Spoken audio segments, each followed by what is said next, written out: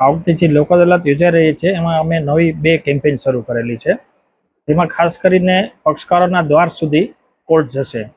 એમાં કોસાડ અને ઊન વિસ્તારમાં જ્યાં ડીજીવીસીએલના વીજી બિલના લેણી રકમના દાવાઓ પેન્ડિંગ છે, ત્યાં પક્ષકારોના દ્વાર સુધી કોર્ટ જશે અને એ દાવાનો સમાધાન કે પટાવથી નિકાલ કરશે. વધુમાં અમે ડિસ્ટ્રિક્ટ કોર્ટના પ્રિમાઇસીસમાં 10મા માળે એક સમાધાન માટે હેલ્પ ડેસ્ક શરૂ કરેલું છે, જેમાં પણ પક્ષકાર આવી પોતાના કેસનો સમાધાનકારી નિકાલ કરી શકે છે.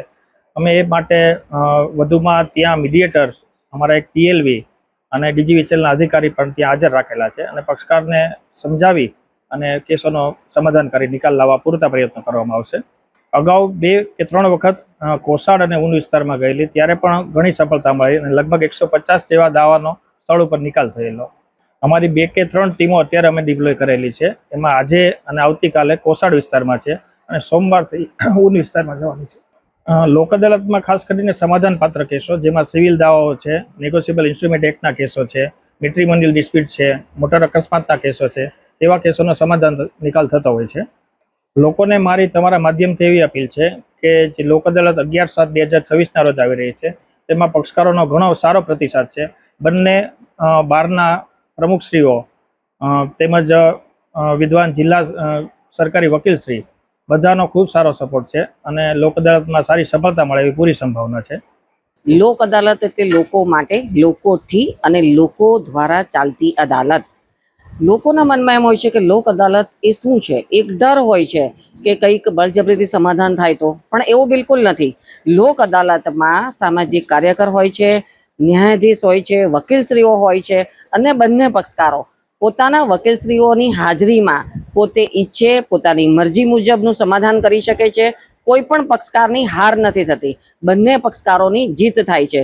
ઘણીવાર પારિવારિક તકરારોમાં વર્ષોના વર્ષો જાય છે, વીતી જાય છે, એવી ફરિયાદો આવે છે. તો તેવા સંજોગોમાં ભરણ પોષણ નથી મળતું કે લગ્ન વિષયક દાવાઓમાં ઘણો સમય થઈ ગયો છે કે બાળકની કસ્ટડીની બાબતમાં પણ વિચારાધીન છે.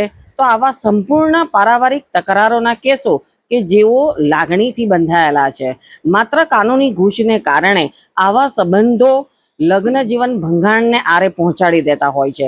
ત્યારે આવા સંજોગોમાં લોક અદાલત એક આશીર્વાદ સમાન છે, જેથી કરીને જ્યારે પારિવારિક તકરારો હોય, ખોરાકીના કેસો હોય, લગ્ન વિષયક દાવા હોય કે બાળકોની કસ્ટડીના હોય, ભરણ પોષણના પેન્ડિંગ રકમ મેળવવાના દાવા હોય, તો એ તમામ બાબતો આપણે આપણી લોક અદાલત જે આગામી 11 જુલાઈના રોજ જિલ્લા ન્યાયાલય ખાતે રાષ્ટ્રીય લોક અદાલતનું આયોજન છે, તો તેમાં આપ સૌએ આપના વકીલશ્રીઓ દ્વારા આપના આવા કેસો લોક અદાલતમાં તમે અચૂક મૂકશો, જેથી કરીને સમય અને શક્તિનો વ્યય બચી જશે અને આપણે ઝડપી ન્યાય મળશે અને બંને પક્ષકારોની જીત થશે અને સંબંધોમાં ફરી પાછું સૌહાર્દપૂર્ણ સ્થાપિત થશે અને લોક અદાલતથી બંને પક્ષકારોની જીત થશે.